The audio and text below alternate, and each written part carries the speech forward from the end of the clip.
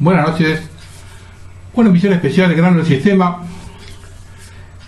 Vamos a hablar de lo que es la situación en Medio Oriente, el lugar más caliente del mundo, donde las cosas están poniendo muy complicadas. Vamos a hacer un paneo exactamente de lo que está ocurriendo hoy, pero vamos a empezar por el principio.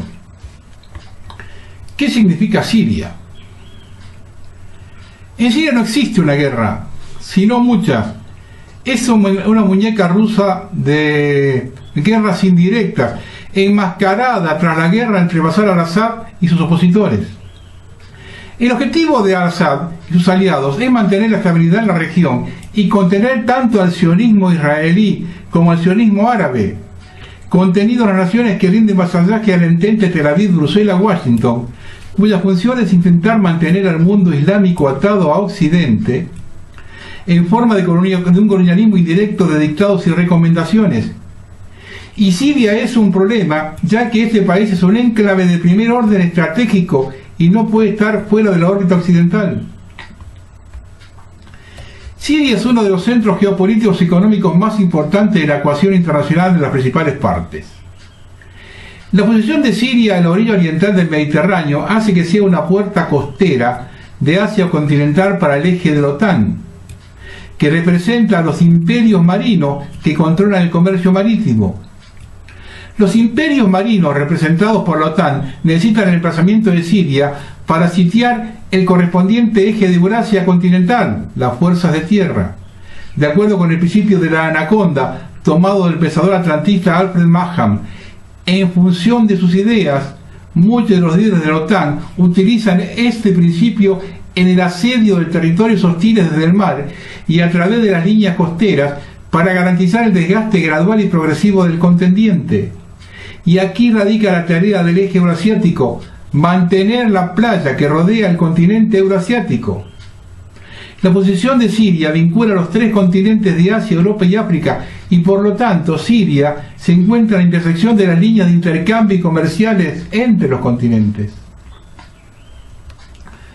Norteamérica y algunos países occidentales quieren controlar Siria para extender el poder de los gasoductos desde el Golfo Pérsico a Europa a través de Siria, para romper la necesidad de Europa del gas ruso y debilitar a Rusia, así como para poner la tierra y los puertos de Siria como conducto para la importación y exportación de mercancías de los estados árabes del Golfo. Al mismo tiempo, debemos ser conscientes que a finales de los años 90, el think tank Proyecto para el Nuevo Siglo Americano determinó que para Estados Unidos tuviera un dominio total estratégico de Oriente Medio debería de ser reconfigurado siguiendo el gusto de los neoconservadores de Washington. El plan contenido en el texto, reforzando las defensas de América, establecía una serie de países que debían caer y ser destruidos para que el dominio fuera total. Estos países eran Irak, el Líbano, Libia, Somalia, Sudán e Irán. Esta estrategia a largo plazo ha agotado a Occidente económicamente. Tanto Estados Unidos como la Unión Europea son incapaces de financiar una guerra convencional como las vividas en Irak o en Afganistán contra al-Assad, debido a un inasumible gasto militar por un lado y la oposición de la ciudadanía occidental por otro. Al mismo tiempo, Occidente se apoya en los intereses de sus aliados en Oriente Medio, cuyos pivotes son Israel, Arabia Saudí y Turquía, cuyos intereses se basan en contener a Irán y ampliar su influencia en esta región, de ahí que funcionen como guardianes del status quo y ayuden a armar y financiar a estos terroristas, que desde luego son más baratos en términos económicos, políticos y sociales que enviar los soldados nacionales en una misión militar convencional. Israel ha sido un gran protagonista en esta historia desde el principio, ya que existen conflictos fronterizos entre ambas partes, debido a que desde la Guerra de los 6 días Israel ocupó y no ha devuelto el territorio de los Altos del Golán, pertenecientes al territorio sirio, y que ha sido conquistado, anexionado y colonizado contra el derecho internacional. De hecho, aquí están las resoluciones contra Israel por el control del Golán. La presión de la comunidad internacional para que cesen las actuaciones ilegales de Israel también en Siria, ha hecho que la mejor opción para no ceder sea situarse en contra del presidente al-Assad y el Baath sirio, que desde siempre ha sido un grave problema para Israel, debido al constante apoyo de Damasco hacia la causa de Palestina, hacia Hezbollah, así como las buenas relaciones entre Damasco y Teherán. Debido a esto apoyan al terrorismo internacional e intentan derrocar al Assad para expulsar a la influencia iraní de Siria, arrinconar a Hezbollah y cortar los apoyos de la legítima causa palestina. Ahora, hoy el foco de la excusa de la guerra está dada por la creación de un Kurdistán. Pero hay diferentes proyectos para la creación de Kurdistán y no todos coinciden. Eso es un trabajo de Terry Mason. El actual proyecto de Kurdistán, con respaldo de Estados Unidos y Francia, no tiene nada que ver con el proyecto que estos mismos países reconocieran como legítimo en 1920 en la conferencia de Sèvres. El proyecto actual ni siquiera se sitúa en los mismos territorios. Este pseudo Kurdistán solo es la zanahoria que los occidentales muestran a los kurdos de Siria para utilizarlos contra la República Árabe Siria. Su creación no resolvería el problema kurdo y provocaría un conflicto comparable a que ya dura desde hace más de 70 años entre Israel y los palestinos. Aunque los protagonistas dicen luchar contra el Emirato Islámico, el Daesh, lo cierto es que este grupo yihadista lo que hace es desplazarse y solamente retrocede hacia el desierto. Lo que realmente está en juego en estas acciones es la eventual creación de un Kurdistán en detrimento de las poblaciones árabes y cristianas del norte de Siria. Veamos el análisis de los objetivos de guerra de las principales fuerzas que se mueven en el terreno, partiendo del principio básico que la República Árabe Siria es un Estado soberano y que ninguno de estos actores tiene por consiguiente ningún derecho a arrancarle parte de su territorio para crear allí una nueva entidad. 9 respuestas al tema kurdo, 7 de ellas ilegales. Primero, el Emirato Islámico no obstaculizará la creación de un Kurdistán a condición de que no sea al este del Éufrates. El Emirato Islámico, creado en Irak por el estadounidense John Negroponte y posteriormente por el general David Petraeus, sigue bajo control de este general estadounidense y ex director de la CIA. Este último subcontrata a Turquía la dirección de ese conjunto conformado por la Verdad musulmana, miembros de los Naqshbandis y diversas tribus sunitas del desierto que se extiende entre Siria e Irak. Es por eso que durante la reciente toma de Jarablus por el ejército turco, los yihadistas del Emirato Islámico que controlaban esa localidad siria se limitaron a retirarse, obedeciendo órdenes de su mentor turco, sin oponer resistencia. Después de la batalla de Ain Arabab, Kobane, el Emirato Islámico admitió el principio mismo de la creación de un Kurdistán en el norte de Siria, pero no al este del Éufrates. Segundo, las 3 posiciones de Estados Unidos. En tiempos de la Primera Guerra Mundial, el presidente estadounidense Wilson habría incluido entre sus objetivos de guerra la creación de Armenia, de Israel y del Kurdistán. Al final del conflicto, el presidente Wilson envió a la región la comisión King-Crane. Esta última indicó: los kurdos reclaman un territorio muy extenso, basándose en su presencia en ese territorio, pero como están muy mezclados con los armenios, con los turcos y los demás, y divididos entre sí en kurdos Kizilbash, kurdos chiitas y kurdos sunitas, parece preferible limitarlos a la zona geográfica natural que se halla entre la proposición de Armenia en el norte y de Mesopotamia en el sur, con el foso entre el Éufrates y el Tigris como el límite oeste y la frontera persa como el límite este. Es posible desplazar de esa zona la mayor parte de los turcos y los armenios, que son poco numerosos, mediante un intercambio voluntario de población y obtener así una provincia de alrededor de 1,5 millones de habitantes, casi todos kurdos. Debe garantizarse la seguridad de los caldeos, nestorianos y cristianos sirios que viven en la región. Cerramos. La comisión King-Crane visitó la región junto al término de las masacres desatadas contra los cristianos, que se prolongaron entre 1894 y 1923. perpetradas primeramente por el Imperio Otomano y después por los jóvenes turcos, con la ayuda de la Alemania del Segundo Reich alemán y de la República de Weimar. Dado el hecho que los turcos habían utilizado a los kurdos para masacrar a los cristianos, la Comisión King-Krane se mostró muy prudente en cuanto a la posibilidad de que los armenios pudiesen vivir en un estado kurdo. Esa vieja herida se reabrió recientemente cuando en noviembre de 2015 grupos de kurdos del PYD trataron de kurdizar por la fuerza a los cristianos asirios del norte de Siria. A pesar de todo, en 1920 la conferencia de Sèvres creó en los papeles un Kurdistán, pero ante la rebelión turca encabezada por Mustafa Kemal, aquel proyecto nunca llegó a concretarse y Estados Unidos renunció a él con el Tratado de Lausana en 1920.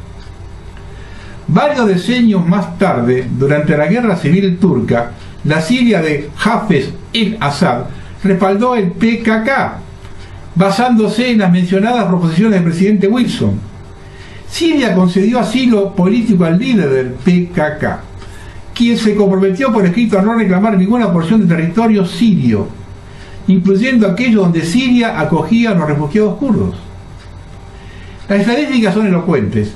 El censo de 1962 muestra que en Siria había solamente 162.000 kurdos, pero 1 millón de kurdos turcos buscaron refugio en Siria, país que además les concedió asilo político. Hoy son 2 millones y la República Árabe Siria le concedió nacionalidad siria en 2011. Al inicio del actual conflicto, los kurdos defendieron Siria, con armamento y salarios proporcionados por Damasco, frente a la invasión de los mercenarios islamitas. Renunciando a su posición histórica, Estados Unidos prometió entonces a los diferentes jefes kurdos en Irak, en Siria y Turquía crear para ellos un estado en Siria si volvían sus armas contra Damasco. Algunos aceptaron la oferta. A inicio de 2014, cuando el grupo del general estadounidense David Petraeus planifica el desarrollo del Emirato Islámico y su invasión contra la provincia iraquí de Al-Anbar, ese grupo autoriza al gobierno regional kurdo de Irak a apoderarse de los campos petrolíferos de Kirkuk, lo cual se hizo realidad sin que ello diese lugar a ningún tipo de condena internacional, ya que los medios de difusión mantenían la atención de la opinión pública concentrada en los crímenes del Estado Islámico. Tercero, Rusia respalda los derechos de la minoría kurda.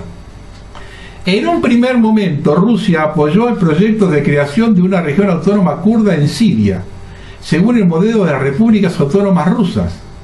En febrero de 2016 se abrió en Moscú una representación de las YPG. Sin embargo, ante la reacción indignada de los sirios, Moscú tomó conciencia del hecho que la situación de la República Árabe Siria no tiene nada que ver con lo que existe en la Federación Rusa. Las minorías sirias están tan mezcladas entre sí que no existe ninguna región del país donde una de ellas sea mayoritaria. Durante miles de años, la defensa de Siria se ha organizado a partir de la mezcla de poblaciones, de forma tal, en todas partes del país, una minoría vinculada a un eventual invasor pueda proteger al resto de la población. Por consiguiente, el Estado sirio no garantiza los derechos de las minorías entregándole la gestión de regiones separadas, sino organizando las instituciones y la administración según los principios del laicismo, tanto en materia de religión como en el plano étnico. Es por ello que Rusia aborda ahora la cuestión kurda de manera completamente diferente. Rusia se ha comprometido a defender los derechos de todas las minorías en general, incluyendo los derechos de los kurdos, pero ha invitado a estos últimos a que definan claramente si están a favor o en contra de los yihadistas. En efecto, por el momento los kurdos de todas las tendencias luchan contra los yihadistas, pero no porque sean yihadistas, sino para apoderarse de los territorios que estos ocupan y apropiarse de ellos. Esto ha llevado a Rusia a exigir a los kurdos que definan también a quien consideran como aliado, a Washington o a Moscú. Cuarto, Turquía quiere la creación de un Kurdistán, pero en Siria y bajo control del clan Barzani.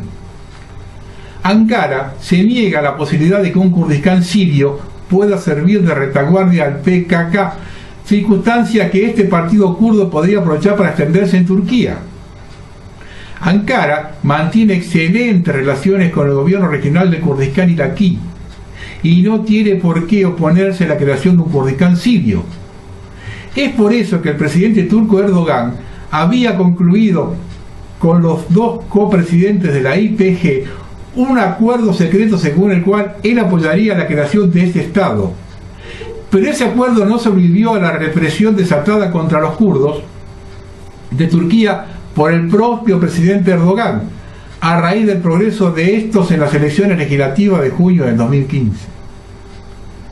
La extrema derecha turca, tanto el MHP como los Lobos Grises y la Millî Görüş del presidente Erdogan, profesa una ideología de carácter racial. Según esos movimientos y milicias, Turquía debe ser islámica y basarse en la raza turco-mongola, lo cual implica la expulsión de cristianos y kurdos. La oposición no comparte este punto de vista y gran parte de los kurdos están perfectamente integrados a dicha oposición. Abdullah Öcalan crea el PKK, Partido de los Trabajadores del Kurdistán, en 1978, cuando el fundador de los Lobos Grises, Alparslan Türkeş, se convierte en viceprimer ministro de Turquía en 1975 y habla públicamente de liquidar a los kurdos, siguiendo el modelo de liquidación de los cristianos aplicado durante el genocidio desatado contra los armenios y los griegos pónticos. Damasco concede a Öcalan el asilo político hasta 1998, año en que Ankara amenaza con recurrir a la guerra si Siria sigue protegiéndolo. El entonces presidente sirio, Hafez el-Assad, pide a Öcalan que trate de hallar refugio en otro país. El fundador del PKK será finalmente secuestrado en Kenia por el Mossad, la inteligencia israelí, con ayuda de los kurdos del PDK, y entregado a Turquía, donde aún se encuentra encarcelado. Quinto, Irán se opone a la creación de un Kurdistán. Alrededor de 4,5 millones de kurdos son iraníes y son mayorías en una región de la República Islámica. Si bien gozan de igualdad jurídica, la región donde son mayoritarios sigue siendo objeto de diversas formas de discriminación y está menos desarrollada que las regiones de población persa. La República Islámica de Irán defiende firmemente la preservación de las fronteras, sobre todo porque la creación de un nuevo Estado podría estimular el separatismo de otras minorías, como los baluchis. Además, siendo aliado de Siria, Irán no puede admitir la creación de un gran Kurdistán en detrimento de la integridad territorial del Estado sirio. Sexto, el gobierno regional kurdo de Irak es favorable a la creación de un gran Kurdistán en territorios que hoy son parte de Irak y de Siria. El gobierno regional kurdo de Irak ve con inquietud a los kurdos en Siria. En efecto, se trata de dos poblaciones diferentes que, a pesar de ser kurdos, no hablan la misma lengua. Los kurdos de Irak hablan sorani, mientras que el segundo grupo habla kurmanji, por tratarse de kurdos provenientes de Turquía, y tiene una historia de relaciones conflictivas desde los tiempos de la Guerra Fría. Los kurdos de Irak incluso filtran la entrada a su territorio de kurdos provenientes de Siria y cierran las puertas a los kurdos que les parecen sospechosos de mantenerse vinculados al PKK. Masud Barzani, jefe del clan Barzani, sigue siendo presidente del gobierno regional kurdo iraquí, después de haber prorrogado su propio mandato en 2012, impidiendo la realización de elecciones. Masud Barzani ha instalado en el Kurdistán iraquí un régimen corrupto y autoritario, sin vacilar en recurrir al asesinato de sus opositores. Con la ayuda del Emirato Islámico, Barzani extendió en un 40% el territorio de su región, anexando los campos petrolíferos de Kirkuk, y posteriormente el petróleo robado por el Emirato Islámico circuló a través de los ductos del Kurdistán iraquí. Luego de haber respaldado al Emirato Islámico durante la batalla de Ain el Arab Kobane, el gobierno regional kurdo iraquí se acercó a las YPG, a pedido de Washington, y les prestó una asistencia simbólica. Actualmente el presidente Barzani anuncia cada rato que el Kurdistán iraquí va a declararse independiente y que planea anexar entonces una parte de Siria, pero se opone de plano a la creación de un Kurdistán dirigido por Saleh Muslim, copresidente del PID, Partido de los Kurdos de Siria. Complicado el asunto, ¿no? Séptimo, Israel es favorable a la creación de un gran Kurdistán en territorio iraquí y Siria, pero no en Turquía. Para garantizar su propia seguridad, Israel estimuló inicialmente la creación de zonas demilitarizadas a lo largo de su frontera, en detrimento de sus vecinos como el Sinaí el egipcio y el sur del Líbano. Pero debido al desarrollo de los misiles, Israel abandonó esa estrategia, se retiró del Sinaí y del sur del Líbano, y desde 1982 viene desarrollando una estrategia que consiste en controlar por detrás de las tres grandes potencias de la región, que son Egipto, Siria e Irak. Para lograrlo, estimuló la creación de un nuevo Estado independiente, Sudán del Sur, y ahora incita a la creación de un gran Kurdistán en territorios pertenecientes a Siria e Irak. Desde la época de la Guerra Fría, Israel mantiene muy estrechas relaciones con el clan Barzani, actualmente en el poder del Kurdistán iraquí. Octavo, Francia quiere un Estado kurdo en la región. En 2011, los entonces ministros de Relaciones Exteriores de Francia y Turquía, Alain Juppé y Ahmet Davutoglu, firmaron un tratado donde se estipulaba que Turquía apoyaría las guerras contra Libia y contra Siria. Esta última ni siquiera había comenzado aún. A cambio de respaldo a la admisión de Turquía como miembro de la Unión Europea y de la solución del problema kurdo en detrimento de los vecinos de Turquía. En otras palabras, Francia se comprometió a crear un Estado independiente en Siria o en Irak, o a caballo de ambos países, para poder expulsar hacia allí, desde Turquía, a los kurdos del PKK. Ese acuerdo, que planifica la ejecución de crímenes contra la humanidad, se mantuvo en secreto y no fue sometido a los parlamentos de Francia y Turquía. El 31 de octubre de 2014, el presidente François Hollande recibió a Erdogan en la sede de la presidencia de la República Francesa. Saleh Mouslim, copresidente del Partido de los Kurdos de Siria, cuya rama armada son las YPG, se unió secretamente a este encuentro. Estos tres personajes se pusieron de acuerdo para crear en el norte de Siria y en detrimento de los pueblos no kurdos que pueblan esos territorios sirios, un Kurdistán donde Saleh Mouslim sería nombrado presidente. Pero después de la batalla de Ain al-Arabad, lo que había sido asignada como Kobane en kurdo Kurmanji, el presidente Hollande recibió el 8 de febrero de 2015 públicamente y a pedido de Estados Unidos a la otra copresidente del PID, Aisha Abdullah, suscitando así la cólera de Ankara. La señora Abdullah es conocida como una fiel seguidora del líder histórico del PKK, Abdullah Öcalan, y por consiguiente se opone a una presidencia en manos de Mouslim. Cambiando nuevamente su posición después de los atentados de París, Francia hizo adoptar en el Consejo de Seguridad de las Naciones Unidas la resolución 2249, que autoriza a intervenir militarmente contra el Emirato Islámico, lo cual proporciona una excelente coartada para la creación del nuevo Estado. Sin embargo, Estados Unidos y Rusia retocaron el proyecto francés en el último momento para que París no pueda intervenir en Siria sin autorización de Damasco. Y noveno, las tres principales facciones kurdas son favorables a la creación de un Kurdistán, pero cada una de ellas quiere que sea bajo su control y no bajo el control de alguno de sus rivales. Durante la Guerra Fría, los kurdos se dividieron en pro-estadounidenses, PDK, pro-rusos, PKK. Las YPG representan a los kurdos turcos, del PKK refugiados en Siria. A esta división fundamental han venido agregándose otra, de manera que hoy existen una veintena de partidos políticos kurdos.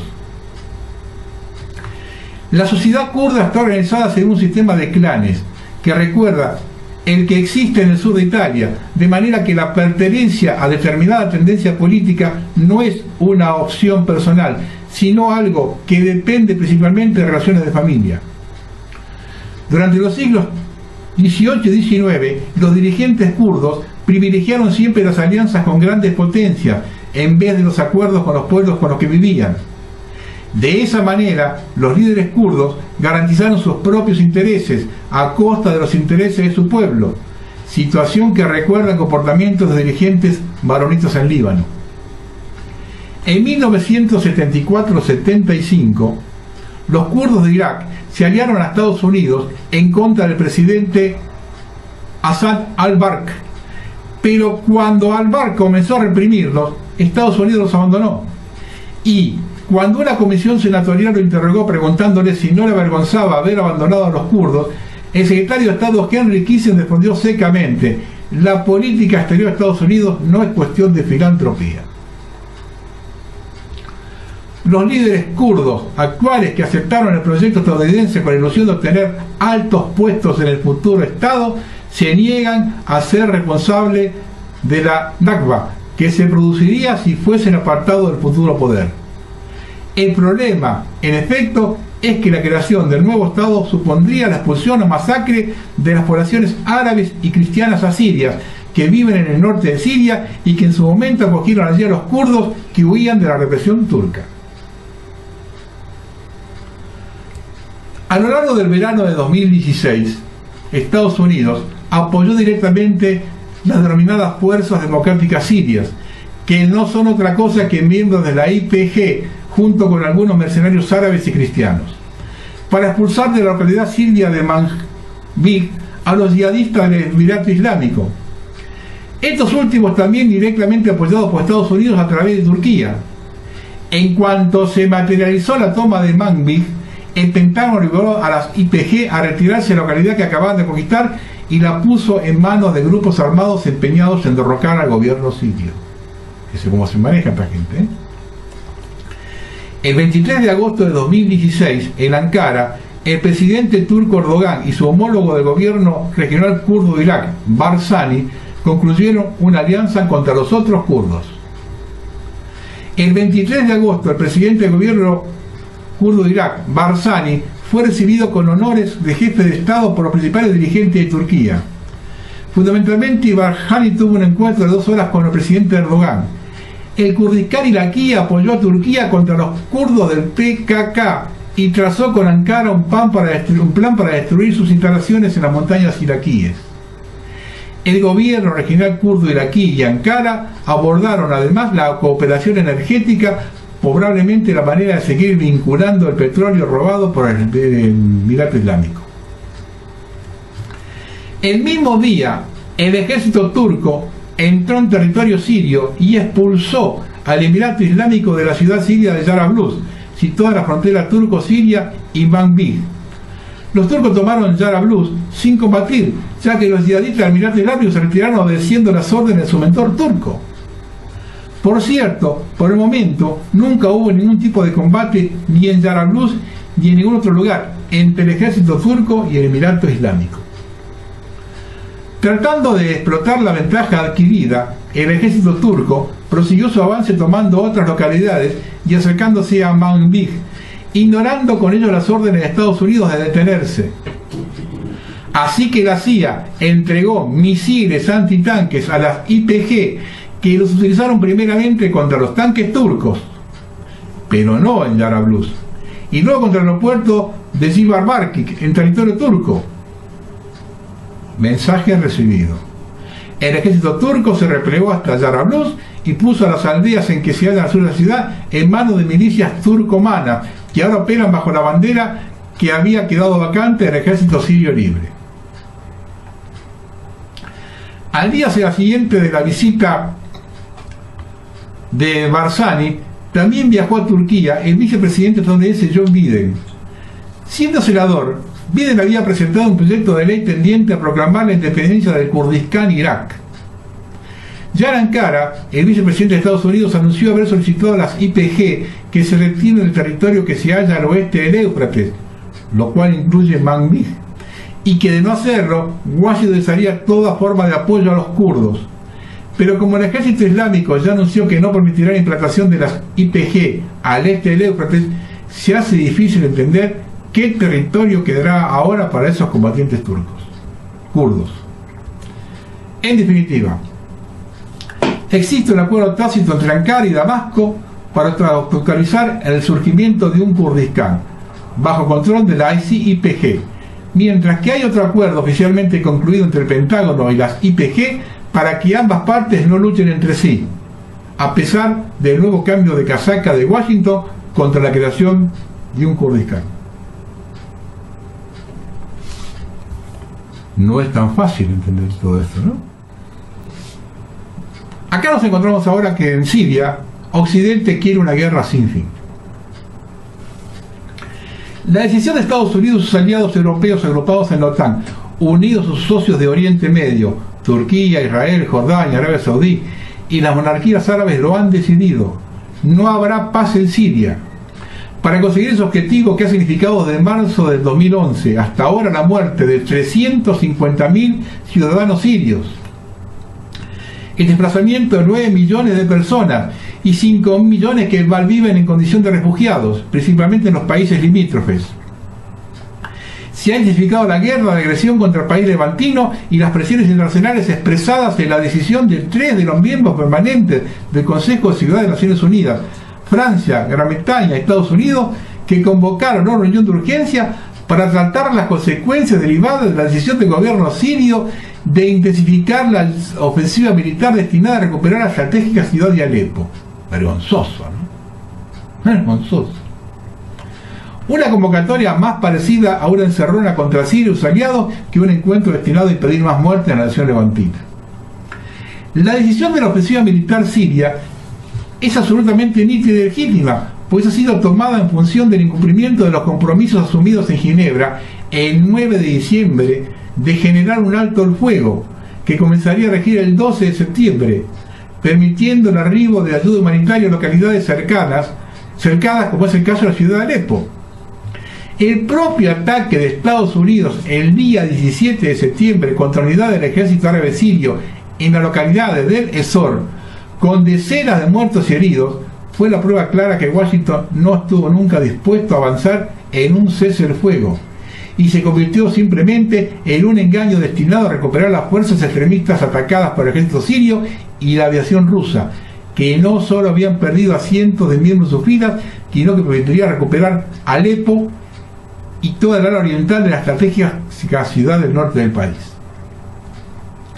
La reunión celebrada el 25 de septiembre mostró con claridad las posturas irreconciliables entre la coalición occidental comandada por Washington, que suma a sus socios de Oriente Medio, y la coalición de países que defienden a Siria, conformada por la Federación Rusa, la República Islámica de Irán, el movimiento de Hezbollah y las fuerzas sirias, que son las únicas que efectivamente hacen frente al terrorismo que asola Siria, lo cual claramente es un apoyo a las bandas terroristas por parte de Occidente. Recordemos que el día 9 de septiembre pasado, Rusia y Estados Unidos, a través del canciller ruso Sergei Lavrov y el secretario de Estado John Kerry, se reunieron en la ciudad suiza de Ginebra para establecer un acuerdo que significó la firma de una tregua temporal que entraría en vigencia el día 12 de septiembre. Durante los primeros días de la tregua, las bandas Takfiri violaron los acuerdos de cese de las operaciones militares en 200 ocasiones, hasta que el sábado 17 de septiembre los propios Estados Unidos realizó una acción que mostró la verdadera cara de Washington en esta tregua: frenar el ataque sirio y la coalición de apoyo conformada por Rusia, Irán y el movimiento Hezbollah.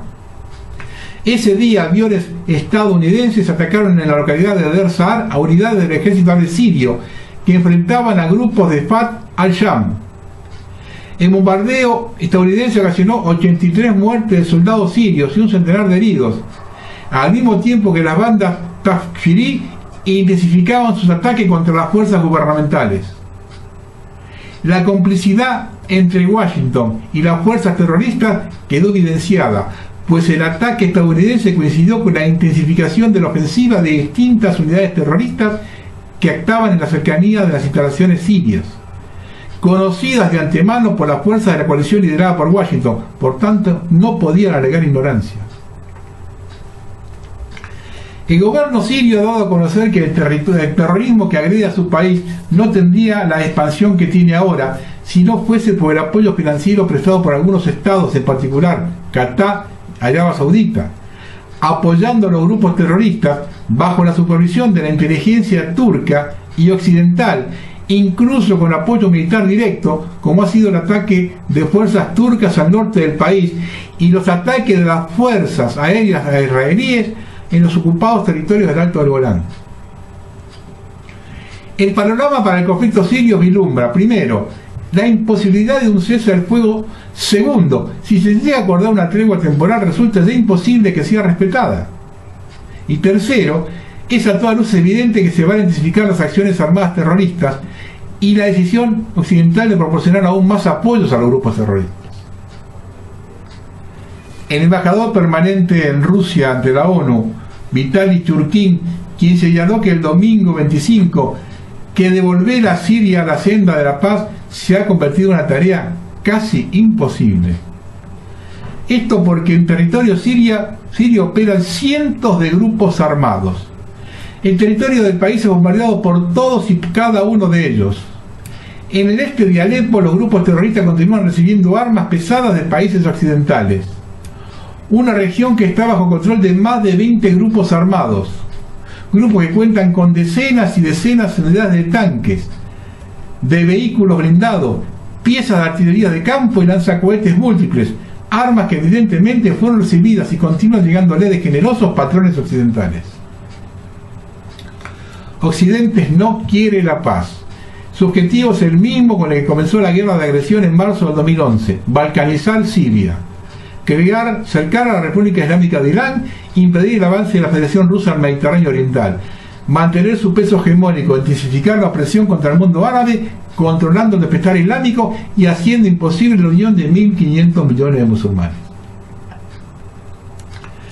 Hay un sentimiento similar en Washington y Moscú de que un enfrentamiento militar entre los Estados Unidos y Rusia es inevitable. Por ahora no es ningún secreto para Moscú ni para ninguna capital de Oriente Medio que el ataque aéreo estadounidense con aviones A-10 del 17 de septiembre con una posición militar siria en Jebel Tudar, en la región de Deir el-Zour al este de Siria, fue intencionada, no accidental. Se sospecha que un alto cargo en el Pentágono, o posiblemente la CIA, había ordenado el ataque aéreo, con el fin de sabotear el acuerdo de Estados Unidos y Rusia para una cooperación militar en Siria. Lo que da un ejemplo de la situación interna de Estados Unidos. Rusia advirtió a Estados Unidos el sábado contra la realización de cualquier ataque contra las fuerzas del gobierno sirio, diciendo que tendría repercusiones en todo Oriente Medio, mientras las fuerzas del gobierno capturaron una colina a las afueras de la ciudad norteña de Alepo, bajo la cobertura de los ataques aéreos. Incapaz de retirarse de la pesadilla que Obama ha construido para sí mismo en Siria, el mundo espera que Estados Unidos un plan B, con el fin de salvar a su ejército proxy Al-Nusra ISIS, que ahora se enfrenta a una derrota casi segura a mano del ejército sirio y la cobertura aérea de Rusia. El gobierno iraní descarta planes para diseño de misiles de alcance de más de 2.000 kilómetros, ya que su único objetivo es Israel y lo tiene en pleno alcance. No tenemos misiles con alcance mayores de 2.000 kilómetros y no vemos la necesidad de tenerlos. El mayor alcance necesario para nosotros tiene que llegar a los territorios ocupados y ya contamos con misiles adecuados para ello, ha resaltado este martes el general de brigada Amir Ayaz Haziyadev. Todos ponen su granito ahí. Estados Unidos advierte a la Rusia de ataques extremistas en ciudades rusas. Empiezan los aprietos y las amenazas. Estados Unidos advierte a Rusia que si no cesa la ofensiva de Alepo, los terroristas podrían aprovecharse de los vacíos y atacar incluso las ciudades rusas. A la pregunta de cuáles serán las consecuencias de la suspensión de la cooperación entre ambas naciones, Kirby ha alertado que los intereses rusos podrían ser blanco de ataques de grupos terroristas. Los grupos extremistas continuarán explotando los vacíos que existen en Siria para extender sus operaciones, que podrían incluir ataque contra los intereses rusos, tal vez incluso ciudades rusas, prevé el funcionario estadounidense. Si la guerra continúa, ha apostillado Kirby, Rusia llevará sus militares a casa en ataúdes y más aviones rusos serán derribados. Y observe esto: 40 millones de rusos van a búnkers entre el 4 de octubre y el 7 de octubre. Ahora, entre el 4 de octubre y el 7 de octubre, un simulacro masivo con 40 millones de rusos y cerca de 200.000 unidades de rescate profesionales participarán en un simulacro sin precedentes de evacuación masiva que va a estar pasando por todo el país, noticia que no ha sido publicada en los medios occidentales. El director del Ministerio de Situaciones de Emergencia de Defensa Civil, Sergei Manuilov, declaró: la formación se llevará a cabo del 4 al 7 de octubre. Se reunirán más de 40 millones de personas, más de 200.000 unidades profesionales de rescate, alrededor de 50.000 unidades. Toda la fuerza del Ministerio de Emergencia de Rusia se utilizará, incluyendo las unidades militares de rescate de Mercom, unidad de rescate de emergencia, unidad de rescate y unidades paramilitares y la inspección del Estado para pequeñas embarcaciones, una división del Servicio de Bomberos del Estado, de Mercom de Rusia y aviones. Aunque es solo un simulacro, se demuestra que las autoridades rusas y la gente se preparan en masa para algo importante. Si tenemos en cuenta que Rusia y China hicieron un ejercicio conjunto de 8 días entre el 12 y el 19 de septiembre de este año, entonces tenemos una preocupación real, por no mencionar el hecho de que Rusia acaba de suspender el acuerdo con Estados Unidos sobre el plutonio. La agencia Pravda nos dice que Moscú, Rusia, está ahora preparando para un posible ataque nuclear en su país con suficientes refugios antiaéreos subterráneos para toda la población de la capital rusa. Dice que el 100% de la población de la ciudad podrá ser protegida como resultado de los nuevos enfoques de la defensa civil. También se nos dice que sus búnkeres se mantienen completamente equipados y listos para ir en caso de que necesiten vivir una emergencia o ataque nuclear.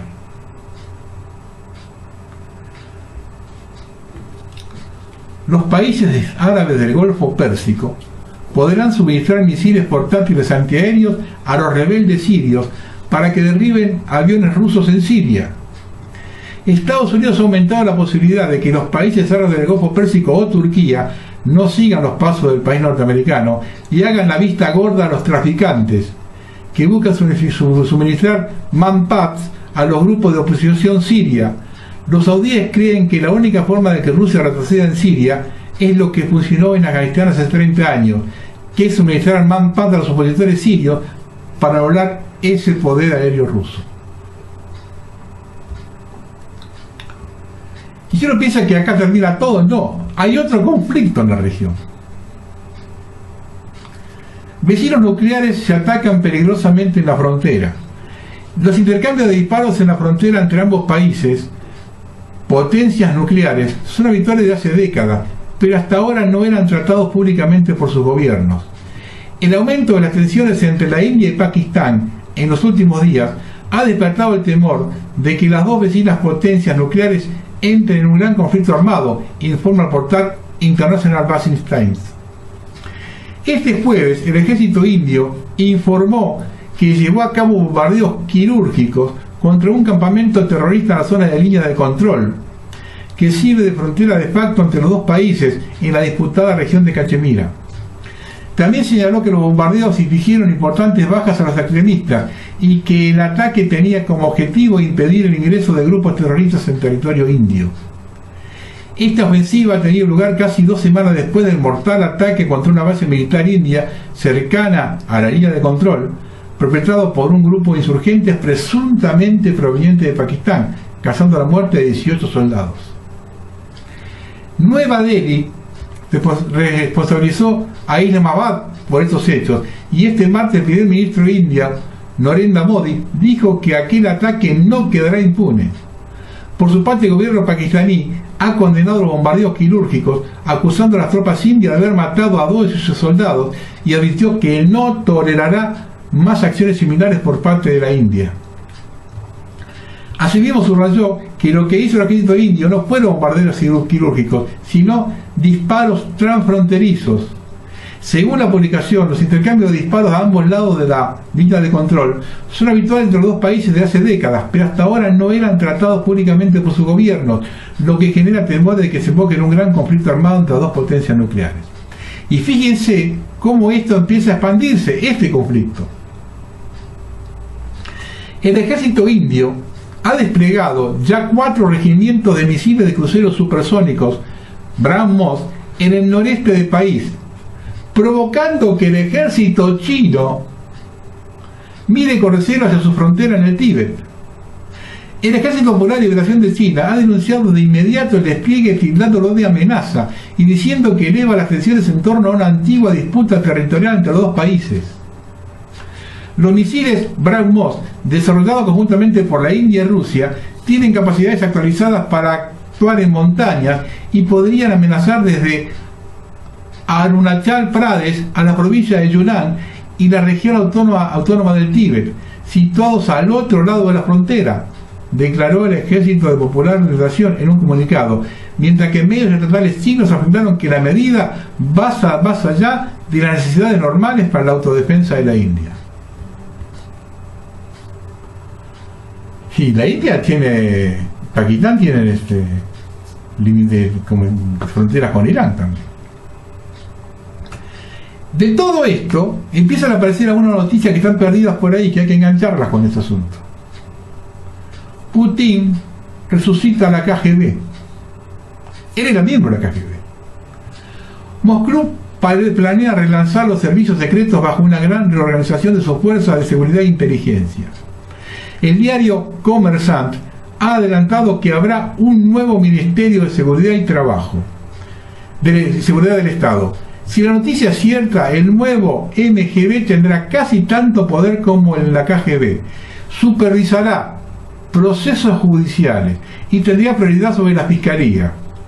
Quedarán unidos bajo un mismo mando el Servicio Federal de Seguridad, el Servicio de Inteligencia Exterior y buena parte del Servicio Federal de Protección, que custodia los altos cargos del gobierno. Regresa así el Ministerio de Seguridad del Estado, con poderes casi ilimitados que recuerdan a los que tuvo la KGB. Preguntando por el tema, el Kremlin ha guardado un llamativo silencio.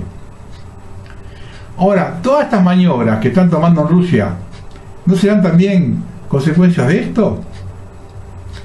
La muerte del chofer favorito de Putin, cuyo nombre no ha sido divulgado, cuando estaba usando el vehículo presidencial, ha sido sospechado por varios como que este hecho pudiera haber sido parte de un plan de asesinato que buscaba eliminar al mandatario ruso.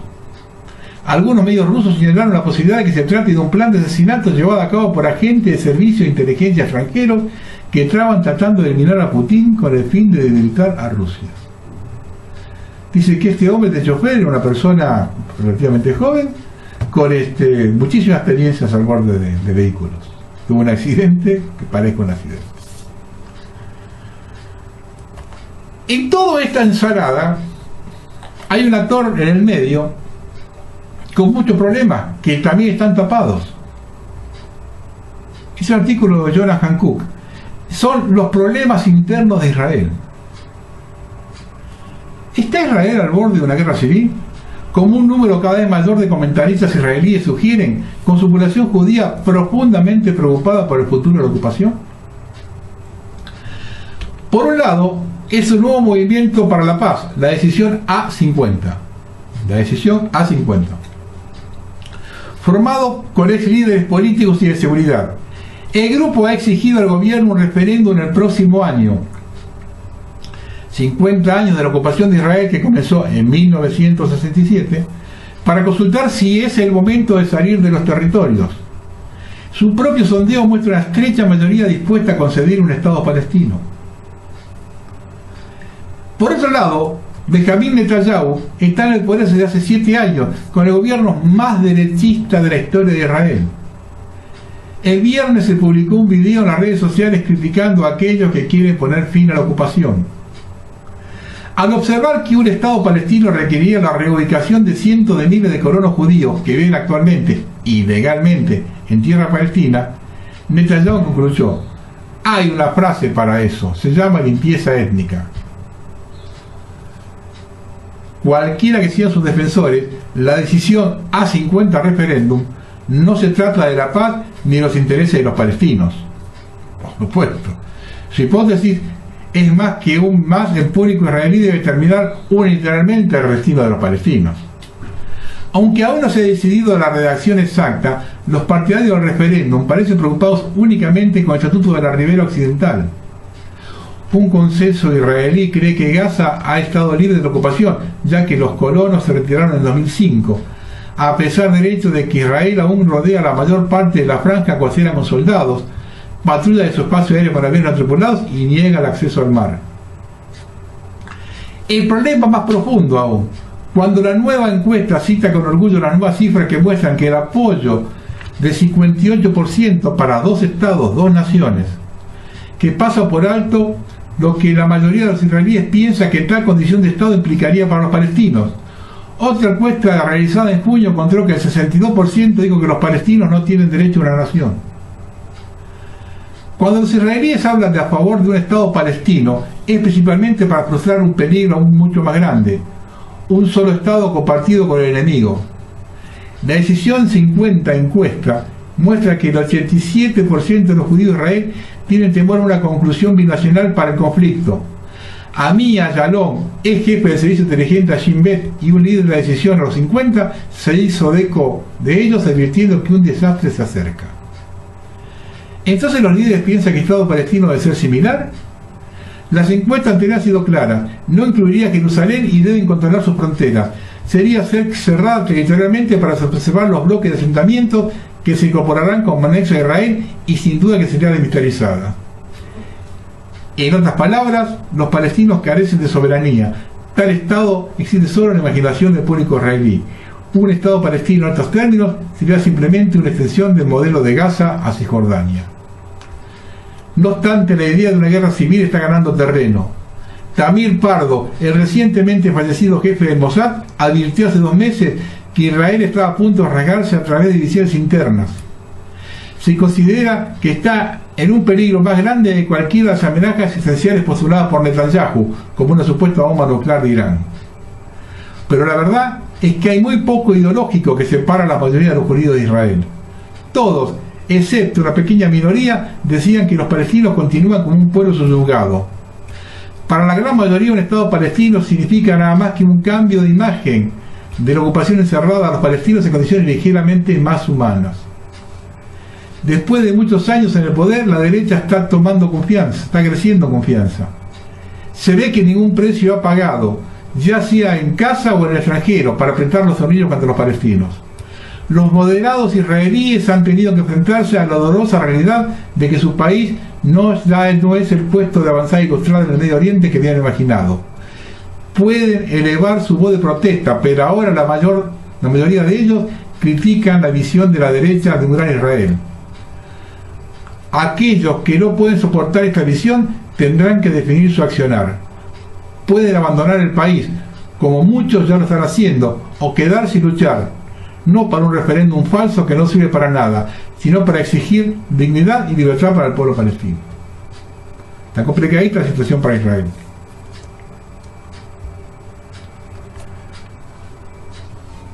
Esta es a grandes rasgos la situación en Medio Oriente, donde las predicciones bíblicas hablaban del Armagedón. Ese es el lugar del Armagedón. Ustedes vieron, todas las potencias están trabajando ahí, cada cual con sus propios intereses, y están los que están en todos los bandos. Como te dije en el último programa, te fíjese que hay una aprobación, hay una prueba clarita de cómo el poder que está detrás del poder se maneja en todas las campanas. Los servidores de internet están cambiando de lugar y se van de Estados Unidos a Rusia y China. Y no sabemos quiénes son los dueños de los servidores de internet. El poder es uno solo, los demás son todos marionetas. Y el mundo es para ellos el lugar donde se ponen en la tribuna a ver cómo nosotros nos matamos por los intereses de otro. Buenas noches.